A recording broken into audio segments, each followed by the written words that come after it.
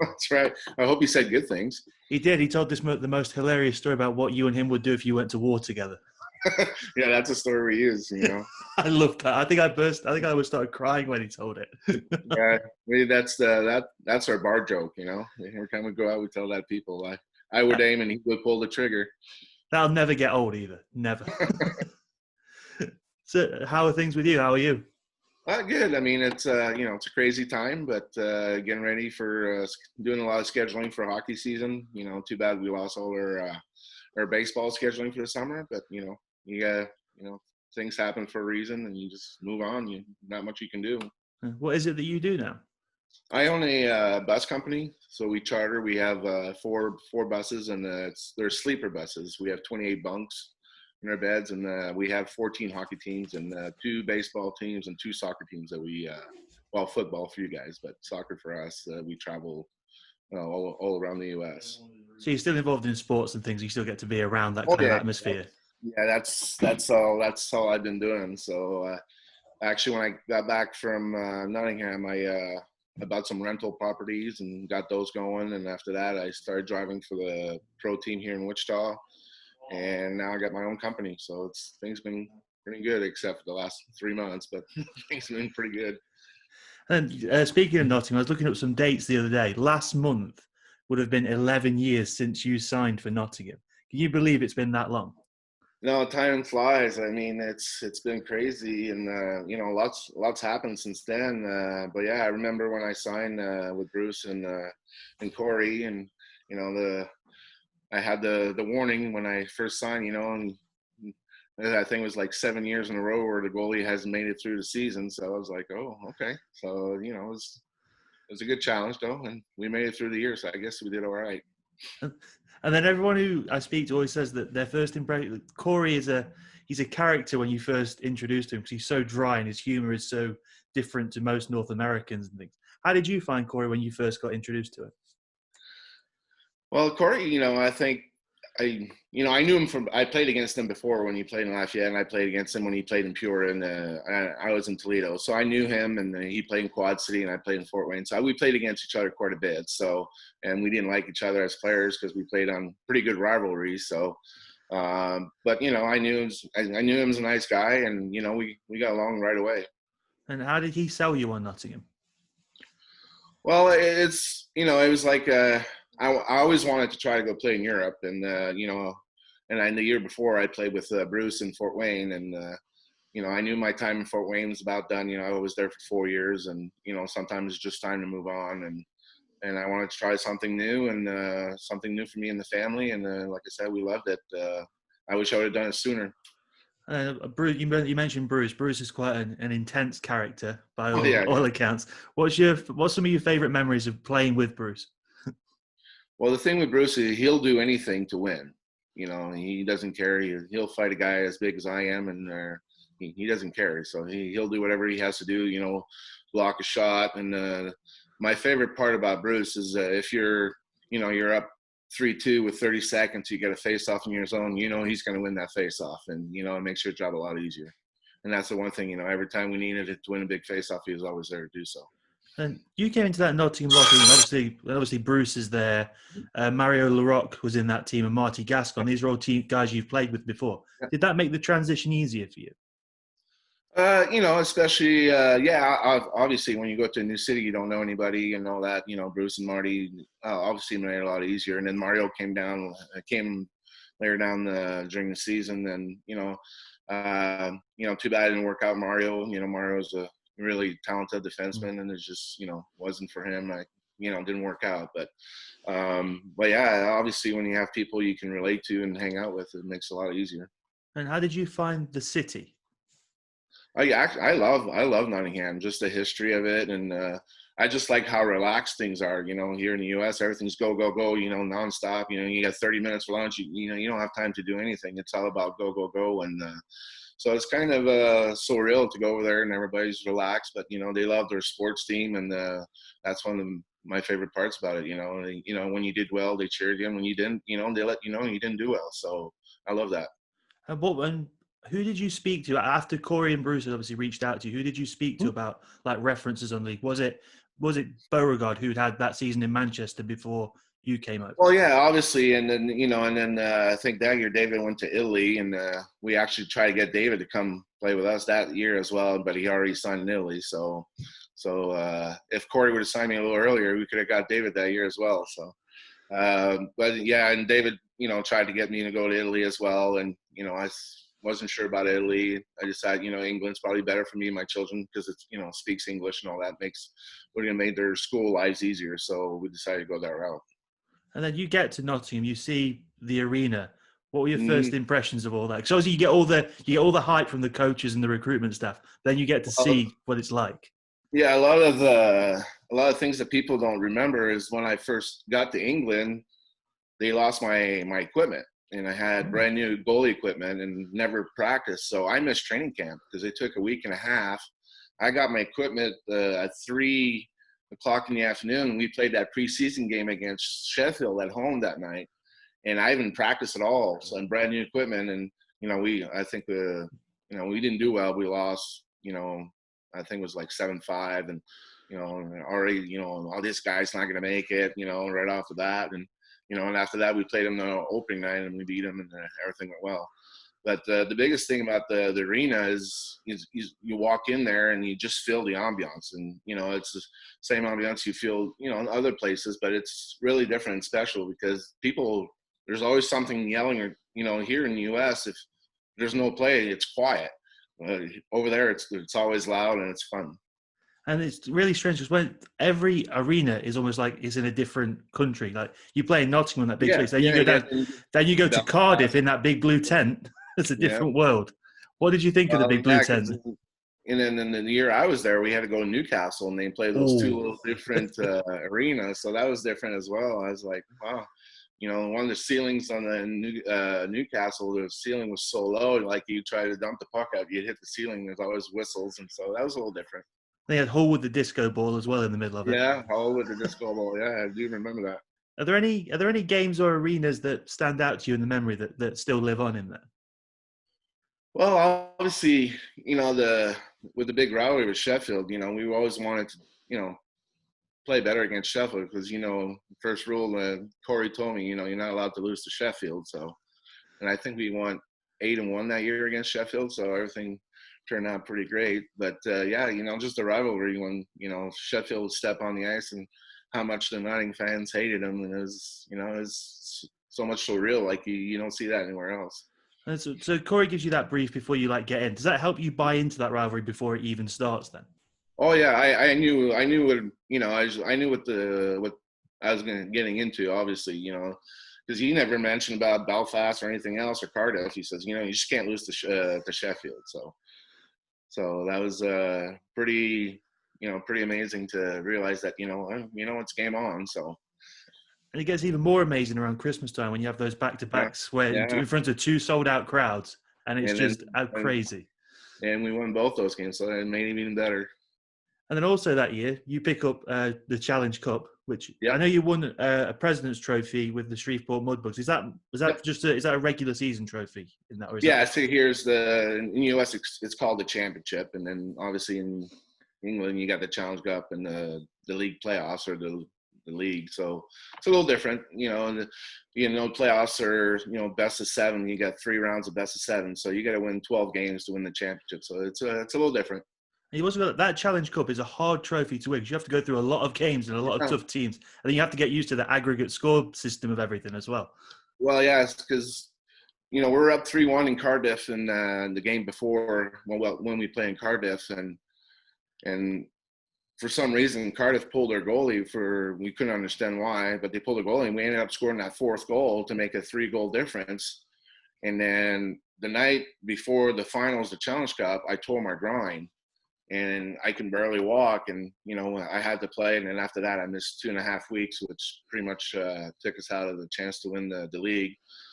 But, I played that game, I can barely walk, or I couldn't go down and get back up, and, we ended up losing the game 6-5, but we actually won the cup. So that was pretty amazing. And just the fun after that, going on the balcony, that stuff you'll never forget. And there's some incredible goals in that game. I think Marty Gascon scored that goal where he's lying completely on the floor. It's almost Yeah, like that Ovechkin goal that you see everywhere, but yeah, it's that he's lying on. So Mark Levers scores a yeah, tremendous backhand goal. Then afterwards, you get to celebrate on the ice with your children as well. Because I watched yeah, the game yeah, the other yeah. day because I sent it to Jake. Yeah, this is Jake, and also my youngest Gabriel. I don't know if you remember seeing the photo, but the little kid that was his back turned to the camera was actually my youngest, who's trying to get in the picture. So that was kind of funny. But yeah, how small he was, and now he's as tall as I am, so it's crazy. And then after you win that Challenge Cup, you win it on that aggregate system, which I imagine it takes you quite a while to get used to as a North American. So it's like almost an exclusive English European thing. You say you were injured and you missed a couple of weeks. Was it then all about you getting ready for that little playoff run? Yeah, well, yeah, it's and that's where you have to make a decision. I say, um, do I keep playing and try to win the league and then can't play, or say I play 2 more games and it comes to that where I can't play at all, then the rest of the season. So and especially in England, it's not, you can't find anybody else to come in and just take your spot. Like I did the year after I left. I was able to go, but I mean, it doesn't happen very often.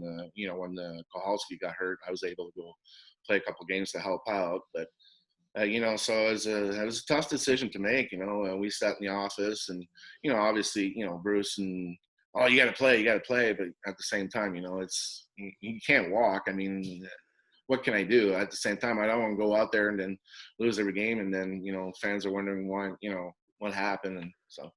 But as things happen during the season, and then that game in playoffs against Belfast was probably one of the best games we've played. I've I've played. I mean, I had so much fun and good competition, and that's where a difference for us in playoffs, because over there you go in a shootout and you can use the same three players all the time, which is unheard of. Us, you keep playing until somebody scores, so it could take 4 hours or take 10 minutes. You never know.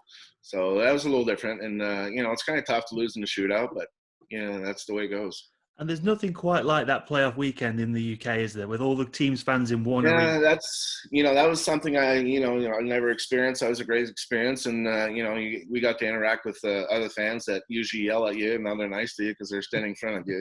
You know how that goes.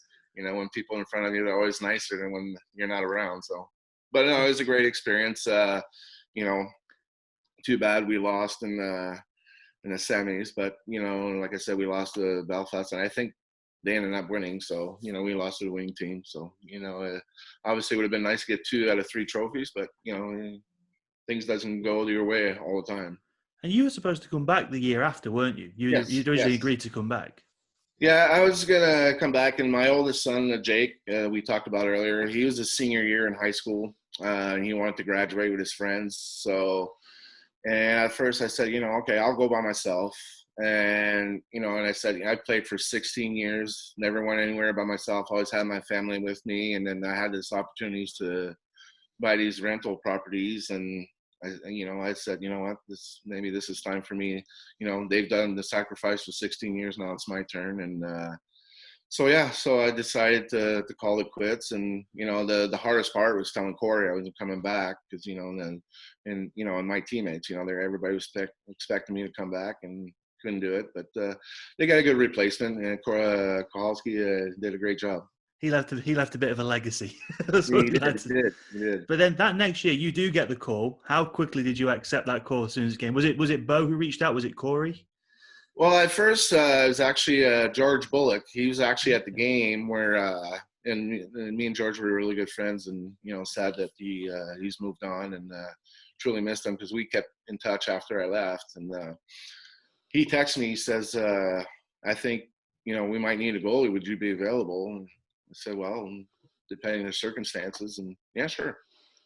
And so Corey called me, about 2 hours later, because George texted me during the game. So after the game, Corey called me and says, "Would I be interested?" And I said, "Yeah, I'll go help you, but I haven't practiced or played or anything, so I let him know." And he says, "Well, you're our only option." So I decided to go over there, and I got to play with David again, and the final game, which was against Braehead, and we lost in a shootout.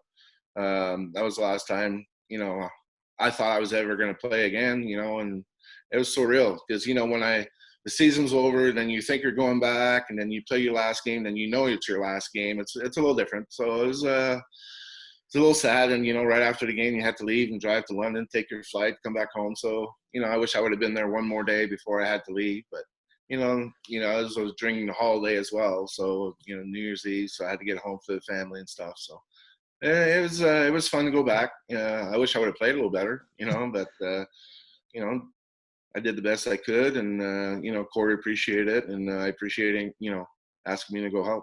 And also the other part of Posham is that 2 of the games you had to play were in Edinburgh, which is an interesting rink. And, we lost the first one on a weird play where it was a face-off, and their guy started moving before the puck was dropped. And I was yelling at the referee, "Hey, he can't move." They dropped the puck, and they scored, and ended up winning. And the next night we won big. But yeah, it was just like, how's this? How does this happen? And they just didn't catch it. And instead of being focused on the puck, and instead of focusing on other things, but But you played a year in the Elite League. It's different rules up in Scotland. So. Oh yeah.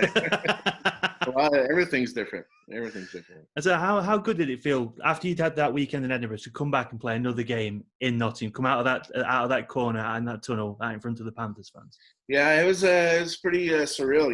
I got a great reception, and it felt great. And like I said, we're up 3-2, and then ended up Beret had scored with it was like 15 seconds. So I was really disappointed, and we lost in a shootout. And and then you step off the ice, it's just like, this is it, this is done. And well, I thought it was done, but and I thought it was the end of I actually went full circle and thought I was done. And then in 2015 I got to play for the pro team over here because both goalies got hurt. You thought I was bad after missing 3 months and after missing 4 years. And I was coming back from a road trip. I got to the rink. It was 4:15. Warm up was at 4:25, and I've been driving all night with the hockey team from. I was driving that weekend and just go out and play, and and had a great night. We once again lost in the shootout. It seems to be the theme. Maybe I should have been better in shootouts. But you were big goalies. You should cover the net a bit more.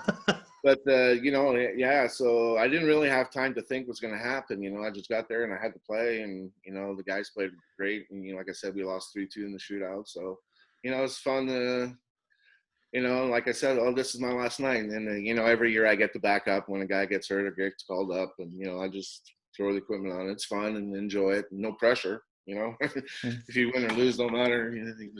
Nobody expects you to do great things anymore. So that last game would have been against Bruce's Braehead team, wouldn't it? Yeah, it was too. Yeah. You didn't let him score, did you? I'm surprised he didn't put himself in the shootout against me. So he probably knew you knew his move, didn't you? So you would have saved it. Yeah, well, yeah, that's probably why he didn't do it. But yeah, it would have been nice to go against Bruce in the shootout. And then obviously I've got the jersey behind me. One of your best friends is entrenched in Panthers folklore, and the Elite League is one of the best snipers in the league. Where did you first meet Dave? Was it in Port Huron? Yes. We both we signed a 2-way contract with the Florida Panthers, and we ended up in Port Huron. And I was the coach that we had there. He's a French guy like us. We were in Shreveport where we won the President's Cup, and then we ended up in Port Huron. We played there 2 years, and then we played in Fort Wayne together and Nottingham. So I think we played almost 4 seasons together. So it was fun times. And the best moment of David is the last game of the season against Muskegon in the Port Huron. David had 47 goals, and he was missing 3 for 50. And I have broken my wrists, and we were so shorthanded at the end of the year. The coach was actually playing, and I became the coach. And I told David, I said, every opportunity, I'm going to put you out there. And then, he scored his 50th goal in the third period, and he was pretty happy, and we were all happy for him. So I'm happy, I was able to enjoy that with him. And what is it you think that made you guys connect so well? Well, we're both handicapped people. You both had to come over tremendous adversity. No, and that's, because I actually played with David before I lost my finger in Port Huron. I didn't lose my finger until I went to Fort Wayne. Because how did you lose the finger? Was it a work accident or Just something? a work relation. I got stuck in a wire stripper, so it's a machinery, and Ouch. yeah. So at that time, I never thought I was going to be able to play hockey. Knowing David, we talked, and he says, what, people told me I'd never be able to play hockey again, and I did it. And he gave me the motivation to keep going, and that year I had my best year ever. So it was surreal, and I got to play with David in Fort Wayne, and we had a great season, and we lost in the finals, Game 7. But it was a great season. Now, when you hear that story about how he lost his eye on a breakaway and he still scored, that can't help but be a motivating factor. Yeah, especially back home, because I was playing the same level but for a different team, and we weren't playing when it happened, and we're like, is this for real? This is amazing. And he kept seeing it. At that time, I knew who David was, but we weren't friends at that time. And it was just like, really? He scored, and he just lost an eye, and he scored. And then, and after that, he went for a period of 2 years where he didn't play, or, he skated and all that, but never thought he'd be able to play again. And look at the career he had. Pretty amazing. Now, when you look back at your time, I just specifically focus on Nottingham. Obviously, you had a long career, played in a lot of cool places. When you look back at your time in Nottingham, what is the standout moment from your time in Nottingham, would you say? I think the night we won the Challenge Cup, just for the fact that, I was hurt pretty bad, and, I fought through it, and the guys played great. You give up 6 goals and you still win. It's pretty good in standards, so the guys, just kept rallying, because I think at one point we were down 4-1, and then, we made the comeback and tied it, and then they scored with an empty net. It didn't matter because we had a 3-goal lead, so it didn't matter. So it was pretty amazing. And then in Nottingham, Panthers fans always have they want people to do well, but they need you to prove it to them that you're going to play through it. How did you find the Panthers fans? Well, I love them. I think they treated me really well, except for that first game against Sheffield in preseason.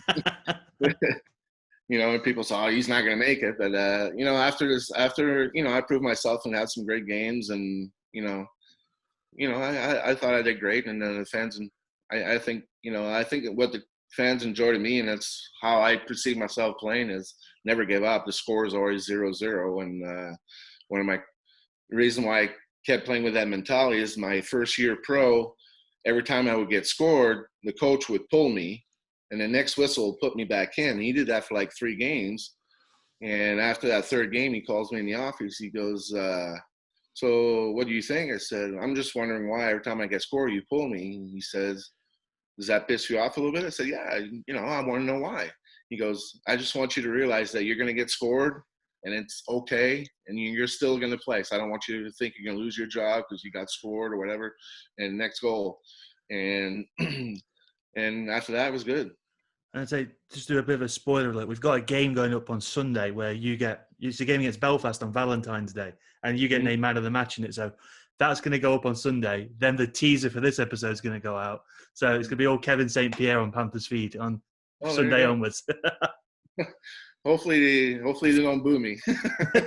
Well, you get man of the match, so I don't think they can boo you. I know.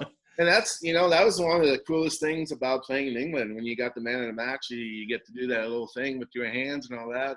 That's something you never see anywhere else, and you'll never see that again. And that was pretty cool. Like the first time we're at the home, and I got the man of the match the first game at home against Sheffield, and David Clark and Mark Cleavers came with me and did it with me because I didn't know what I was doing. I'd never seen it before, never done it before. So they go, hey, Frenchie, come with us. We'll show you what to do. So I'm doing it with them. There's 3 of us. So that was pretty cool. And then when you do that kind of like brings the fans in with the team, doesn't it? And then you see that when you win that championship, you mentioned going on the balcony, and that foyer, that concourse is packed of people, yes. Thousands of people outside watching each of you come out and bring the trophy. You feel that connection with the fan base here, don't you? Yeah. And it's just, them chanting the whole time. It's, it's just, like I said, it's just surreal. You can't explain it. It was great. And, and the other thing remember the most about Nottingham is every time we scored that goal song. You know, do do do do do do. You know, I still got that song in my head every time. So that's the, you know, a lot of good memories. And do you still keep tabs on UK hockey? Do you still talk to guys who you played with over here at all, or anything like that? Well, I always keep track on, you know, I'm a hockey fan, so I always keep track how, you know, you guys are doing. And that's how, you know, last year you guys had a tough year. And, you know, hopefully rebuild. And, you know, I was really surprised. I never thought Corey would ever leave. And, you know, I No, thought he'd be great for the organization. It was sad for me to see him leave. But when I talked to him, he says, you know, everything lasts forever and there's got to be changes. So, but yeah, I mean, I still talk to people. I still talk to Simon, and you know, I message all the guys I played with. You know, Clarkey and Mark Levers and all them, see how they're doing. it was the year after Corey left that was the toughest one. That was the new coach came in. It just didn't work. And it was kind of one of those where the guy following Corey was always going to Well, struggle. yeah, it's just like the next goalie that, you know, followed, you know, me. Kowalski did a great job, and then you know, same thing when I left Fort Wayne. You know, and it's always tough for a guy to come in after a guy did great, and you got, you know, you got to try to do better than he did, and sometimes it's really hard to do, and you put more pressure on yourself than you should. That's like one of my favorite stories. When Kowalski eventually left the Panthers, we signed a guy called Mika Viekman. I remember when I wasn't working for the team at the point, and there was an interview where Gary asked him, "What do you know about the guy who you're replaced?" And he went, "Nothing." Like, oh, that Yeah, must actually really help him then, because if he knew yeah. Well, about it, then maybe he should have done his homework a little bit. and I'd say another thing that Panthers fans seem to gravitate to is netminders, like because it's such a position where you can express a bit more freedom. I mean, you have the colourful helmet, the black and red and yellow pads and things like that. Yeah. You can really express yourself a little bit more, can't you? Yeah, because the guy that paints my helmets, he actually does a lot of stuff with motorcycles and dirt bikes and stuff like that in the U.S. And he goes, "Hey, I'm going to England. You know, it's pretty colorful over there." And he says, "I want to try something new." And I said, "Okay." And you know, because I don't even remember, but I had 3 different Panthers on my mask Oh, okay. that year, and I had 4 different colors. So it was like when I first saw it, I said, "Oh, that might be too much." And then you get over there, you know, well, I fit in. So that was pretty you know, a little different. You know, all the sponsorship on the jerseys, which we can't do over here, which is a little different. Then you had the black jersey, the white jersey, and that red one that you won the Challenge Yeah, Cup in, which means that one that red one was by far my favorite jersey. I love that red one, is and that's the very. one I kept. That's the one I have here. That's the one I kept. Is that all framed up? Is it in a Yeah, yeah, it's all framed position? up. I have uh, I have 12 that are framed up. I got 4 to go. Goody really looks after the guys with giving them little mementos and things, doesn't he? Yeah, well, you know, that was one of the things when I went back. When I signed, I always put in my contract when I sign, I get to choose a jersey when I leave. So Oh, you get to pick like, out of any of the ones yeah, you I want. could pick any one I wanted. So Yeah, that red one's definitely a good choice. yeah, But I always go with the darker colors. I don't have a single white jersey. You know, I've always had the dark ones. I say, but And the red one from Nottingham, and my black one from Fort Wayne, and my red one from Team Canada. Those are my 3 favorites. and looking but on your time in the Elite League, which would you say was the toughest away rink to go to? Was it somewhere like Cardiff where it's a bit, or is it somewhere like Coventry But where it's like really for me, it hostile? was, I think for us it was Belfast, because you know they had a really good team that year as well, and it was tough because if you weren't ready to play when you got to Belfast, and you know those games meant a lot, when the season started, we thought Sheffield was going to be the team to beat, and you know they had a tough year that year. And then then now you got to switch to Belfast. You go into Belfast, you got to fly, you get there a couple hours for the game, so it's a little different than just walking off the bus and playing Cardiff or Edinburgh and all that. But yeah, Belfast, is a tough rink. Just the way with the lighting and all that, I just think it was tough playing in there. And say, do you miss the grind of the hockey season, or are you happy now being an outside observer of it all? Well, it's the one thing I don't miss is the practices. You know, getting up every day and putting the equipment on, and especially now I'm old and rusty. You got to put oils in the joints just to get to move. But yeah, you feel the ground after 16 years. You like, I miss playing. I miss the fans. I miss the competition. I don't miss practice. That's the thing. It's the competition that people miss. It's that adrenaline rush from that. But owning a business, I guess it's not the same, but you can still get that kick out of being the best company out of your set. Kind Well, of yeah, thing. exactly. You know, and then why we've done so well is all the guys are coaching or the teams that we drive. It's all guys I played against or played for or with, and so for me to, it's probably one of the best fits because I don't even have a website. We're sold out. Oh wow! It's just word of mouth. And they know we understand the game. So after the game, driver doesn't have to stop and take a break. The guys have to go home because they got to play the next day. So they understand I know the game, and and 95% of the coaches in between periods, I'll talk to them and say, hey, what do you see? Hey, what's happening? They'll ask my opinion on how the game is going and what do I think they should do? And then so that's, basically I'm still in it. I'm assistant coach for 14 teams now. That's one hell of a unique selling point. That's for sure. But I don't get paid for it. So it's out of love. And say, I know you've got to get to work now. No rush. We're good. Oh, that's good. I own the company, so I won't get fired. I promise. Oh, that's a relief. Then I could rest assured. So when you come into Nottingham in that locker room, it's the British players are always your core group of guys. How important were they in helping you settle in Nottingham? The guys like David Clarke, Danny Myers, Mark Levers, all these kind of, and even Goody. Yeah, well, yeah, and I think at first Goody was the best guy because he took me aside. He says, you understand how it works for goalies over here, right? So I'm like, oh yeah, I've been told, and and plus now we're scrambling because we couldn't find my equipment. So every day I'm in the office with Goody trying to call the airlines, trying to find where equipment's at. Guys are practicing, I'm riding the bike, and and there's only so much I can do without equipment. And it's not like there's anybody over there that's my size with goalie equipment. So I just had to wait till my equipment came in, and finally took about a week to find my equipment, which is unheard of, but that's what happened. And like a guy like David Clarke, who's a legend of the British game, he's had his number retired now and things. How did you find him when you came into him? Because obviously he commands a lot of attention, a lot of respect in that locker room. Well, Clarke was fantastic. I mean, he's a great player, and he's so nice. I mean, I don't think there's a nicer person in the hockey world than David Clarke.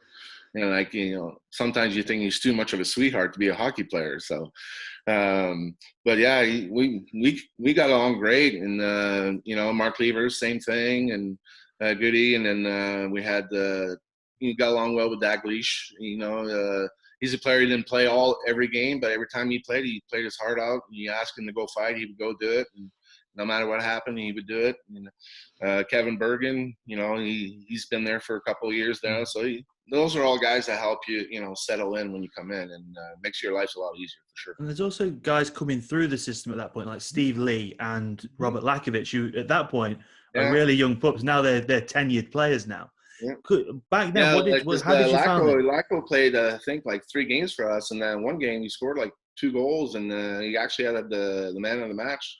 So and I think he was only 17 at the time.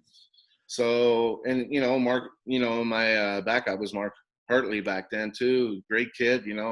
I would help him in practice, and he was a sponge. He'd listen, and obviously he didn't have the experience that us guys have, and and that's the thing. A lot of guys over here says, the game has changed a lot to where guys don't play 3 games in a row in the U.S. anymore. They have 2 goalies, and they'll switch back and forth. These guys, I want to go play in Europe. I said, well, you need to change your mindset, because when you go over there, you're the guy. There's no other guy. You're going to play most of the games, probably 99% of the games. And, and then it's a good experience for Mark. He still plays. And I talked to Mark online because we have the same birthday. So, oh, that's cool. Yeah. So we had 2 goalies on the same birthday. It was kind of odd, but he's got 2 kids, and him and his wife are doing great. So, we still chat online and wish each other birthday. So. Was there ever a team outside of Sheffield, because they're the key one, that you enjoyed beating the most? Is it a team like Coventry who had so much success, but we seem to do quite well? Because that was the year they came out with the Team Hollywood stuff, I think, wasn't it? Well, I think for me it was Cardiff. Okay. because they had Trinity, and we just hated to play against them. We just loved beating them, and even after we beat them in the Challenge Cup, we ended up at the same bar after because they didn't leave till the next day, and we hung out, but we still chirp each other at the bar and say, hey, we're better than you are, because he was saying, he's many times he's told me he was going to run me and break my legs. I say, you're like 2 foot tall. I'm not worried about that. You should have been worried about did Brad Voth ever try to do that? Yeah. So, but I think one of my favorite away rinks to play in would have been Cardiff because it's so much smaller, what I was used to. So it was always easy to be in the game because you always get, 30, 40, 45 shots a game. So you had to be on your game, and it was fun. I liked it there. One of the things you also hear is from players and coaches and people is that when a team like Newcastle or Edinburgh or Braehead comes to Nottingham, the fact they're in a big arena, it seems to motivate them more. Did you feel that as a player that they came in and they tried almost harder when they came down? Yeah, it's that was the hardest thing because as a goalie, I think I played 56 games that year. As a goalie, you're not going to play 56 great games. It's impossible. But every time somebody came to Nottingham, they want to beat you because everybody hated Nottingham. They always want to beat you. So you're always getting their best games.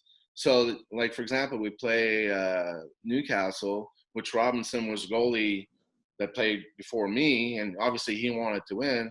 And, he stopped 52 shots, and we'd lose 2-1, and I give up 2 goals and lose 2-1 to Newcastle, and they're like, how'd you lose? And then the next game he would play and gave up 7 against, why can't you play like that against us, So you always play better. For some reason in Nottingham, plus, with all the fans, it's one of the best buildings to play in. So guys are always ready to play. Plus they know too, if they're not ready, if they're down by 2 or 3 in the first 10 minutes, the game's pretty much over. Yeah, that team you played on also was kind of the team that kick-started a lot of success for Nottingham. They won a Challenge Cup 2 years before you got there, I think. But then that you won that Challenge Cup, and then the year after they won a double, then another double, then a treble, and it kind of rolled on from there. Did you feel that kind of a sense of pride in that legacy of kick-starting that run sort of thing? Hey, it's all because of me.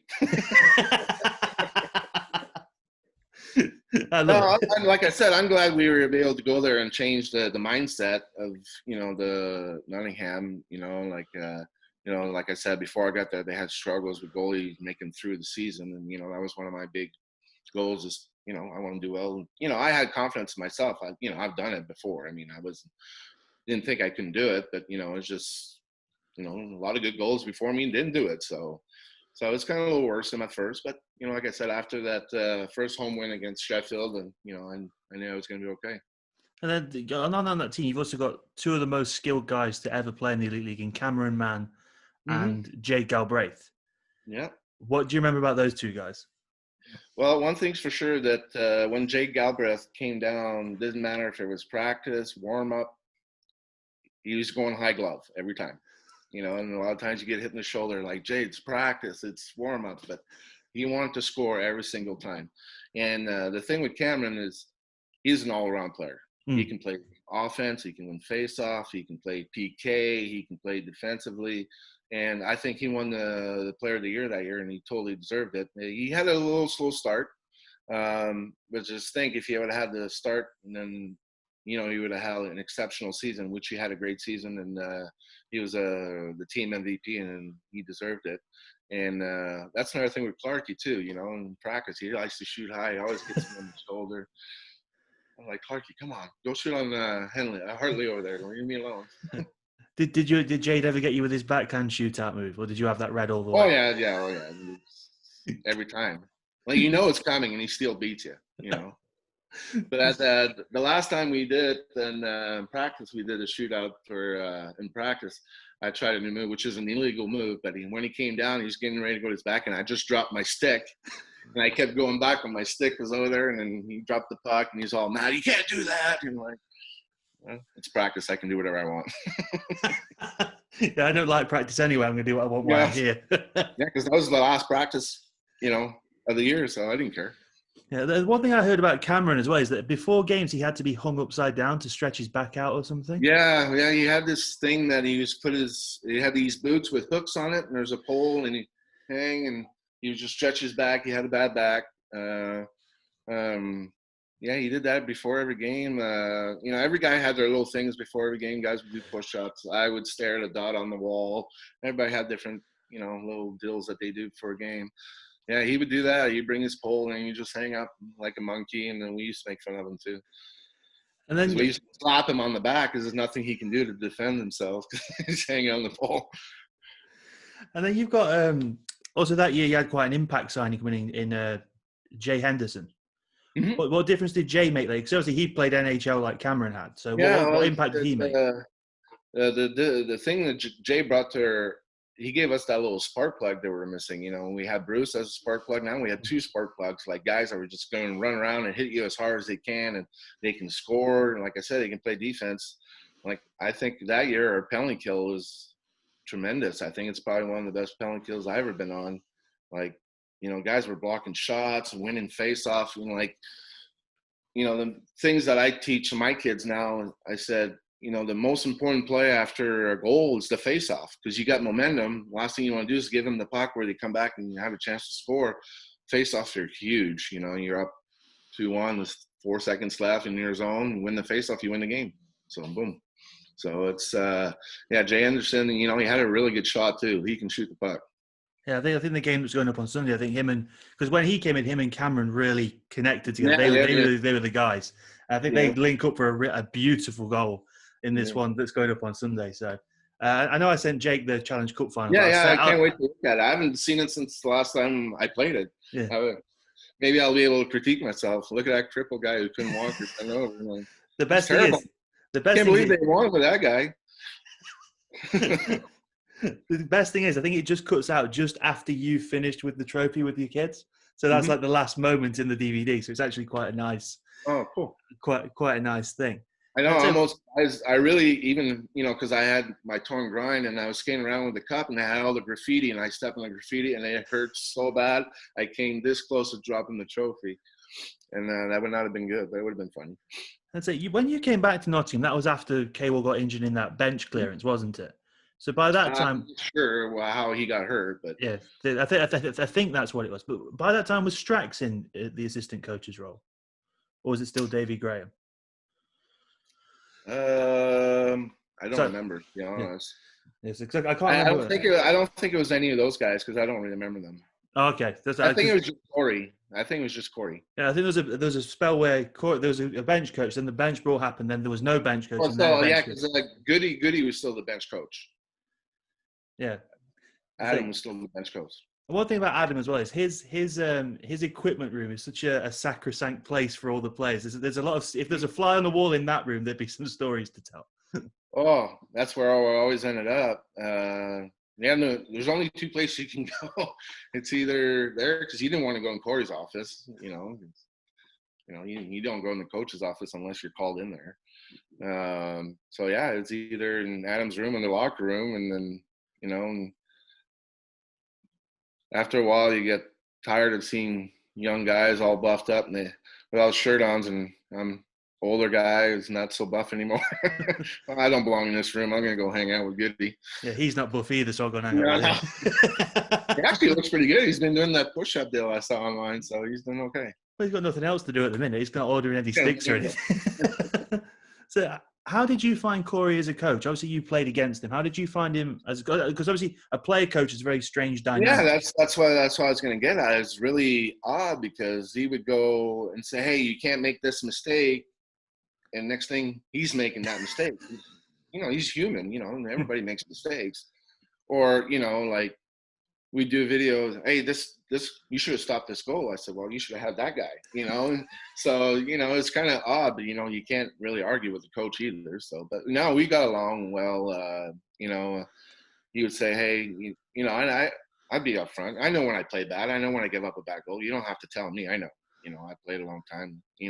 Hey, Corey, tonight, my bad. I should have done better. And he says, I don't need you to say that, but no, I just want you to know that I know I play bad. That's all. I'm not trying to make excuses. I just didn't play well. It happens. And then Maybe based I on had his, bad pasta for lunch or bad sausage. I don't know. So, but you know, obviously, if you could play great every game, you know, we'd be at the higher level. Maybe I don't know. I say when you always speak to people about Corey, as I said at the start of this, it comes back to his sense of humor and the way he talks. Did you have Mhm. any interactions with him that are memorable to you? Oh yeah, we used to go at it all the time. We used to trip each other in practice. Is So, that because you but stopped him all you the know, time? that's how you know, and you know, that's how I am. You know, like I'm always outgoing and having a good time. You know, like you can ask my wife. You can even ask Jake. You know, how many times Jake's seen me pissed off? Maybe 3 times, and they all been on the ice when I'm fighting somebody else. So that's the only time I get mad is when I was playing hockey. Besides that, I'm always in a good mood. I'm always there to have fun. Life's too short. You know. So did you get into a goalie fight then, or was it a fight with a forward who came a bit too close to your net? Oh, I think I've been in 14 fights in my career, and I only fought 3 goalies. Most of them were forwards. And my first year, we had a brawl in warm-ups before they had the referees on the ice. We had, you know, everybody was going. You didn't have a choice. I was 20 years old. I'm like, what's going on? But everybody was fighting. So And that's how the game used to be. was it always netminder for you? Because at 6'4" and you can skate, I imagine there must have been some calling for you to be a power forward or a big defenseman or something. Well, that's when I became a funny story. How I became a goalie is I was playing my first year and we are playing our first game. And I was actually playing defense, and I got the puck. I go on the breakaway and I score. Have all my arms up in the air, so happy, and then realize I scored my own goal. so, so the coach says you want to try goalie, and you know, I became a goalie ever since. That's a That's how good I became decision. a It's a goalie. good decision, evidently. Yeah, it worked out. I say, I don't want to press you into saying Nottingham is the answer to this question, but out of all the places you play, obviously like Tulsa is a really cool place. All these, where does Nottingham rank on the list of places that you've played? Top two. Top two. Yeah, Fort Wayne and Nottingham are top 2 places I've played. Don't say that to all the other places I play. I like them too, but those 2 places are always going to be special in my heart. You know, Fort Wayne, you know, same thing, full crowds every day and every game, and you know, after my accident, so I had a lot of meaning there. You know, and 2 of my kids were born there. And Nottingham, you know, was you know, at the end of my career, and I always wanted to go to Europe and play, and I really enjoyed it. And like I said, I wish I would have done it a lot sooner. And one of the things you also hear about Nottingham is that guys get looked after off the ice as well. That's one of the Mhm. big things you Oh hear yeah. about because you like being involved in it. You do hear stories from other teams, but they never seem to come back to Nottingham. Those stories never seem to come out of Nottingham. Yeah, that the one thing that most people don't know is no matter where you go in Nottingham, there's somebody there that knows you, Mm. who knows who you are. I mean, a lot of times I go to restaurants and people would buy us lunch. You know, we're there to eat lunch, and they just, hey, we'd love to buy you lunch. I don't forget the tip. So, but no, people would buy us lunch or drinks at the bar. You know, so it's, you know, getting treated really, really well. You know, like we go to Tesco, people will know us there. You know, we go to the butcher and you know, give us special on meat and stuff like that. We were taken care of incredibly. No complaints there at all. That's like one of the things. There's one of the things about Nottingham. It's like it's not a huge city, but when you're in it, it feels bigger than it actually is because there's so It much to does. do. It does. It really does.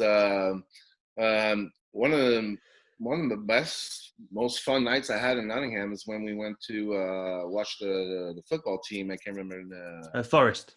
the Forest. Yeah, we went to the Forest football match. I was like, I thought the hockey fans were crazy. Imagine those guys are really crazy, and it was a fun time. We chanted the whole game. We had a great time. And then if you had to, and I'm going to put you on the spot with this one, but if you had a message for like the Panthers fans, what would it be? What would it? I would say, you know, stay safe and enjoy the game. You know, it's at the end of the day, it's a game. Guys go out there and do the best they can, and nobody wants to go out there and do bad or lose. You know, a lot of times you would hear the guys didn't put the effort. And guys put the effort. I mean, they, like I said, we don't go out there to lose. We do the best we can. We don't play great every game. We don't pretend we're perfect. We're not. We just go out there and do our jobs and have fun. And hopefully for Nottingham Panther fans, next year will be a better year than it was last year, and hopefully more great things are coming your way. And say it. I can't thank you enough for giving up the time for this. This has Oh, you're welcome. been awesome. And I've got I ideas in know my the head about. boss. I'll be okay. I know the boss. I'll be okay. I'm getting ideas of putting you and Bo together on one of these down the line at some point. Oh, Hopefully, you trade some if old you war stories.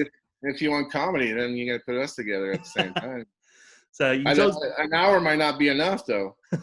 Well, we can make it a series. There you go. Maybe we can have our podcast every week. It's the you shoot, I pull the trigger podcast. We got Yeah. it. Maybe we'll have our military outfits that day. With the way the world is coming, we might have to do that. You never know. Oh yeah, that's very true. And I say to close, you told the story about the three goals when you were acting as the coach. Mm-hmm. Let's finish this on one of your other favorite David Beauregard stories. My favorite David Beauregard was actually in Nottingham. We were now with Simon Moore for his birthday, and David was trying to do a cell phone trick. So he put a cell phone on top of a beer glass, and he's saying which glass is bigger, and some kind of trick, and dropped Simon's phone into the beer bottle and ruined Simon's phone. And David felt so bad, and we just gave it to him like for the rest of the season. We were just laughing like, "Hey, David, you seen Simon's phone? Did you buy him a new phone?" So that was one of the best story.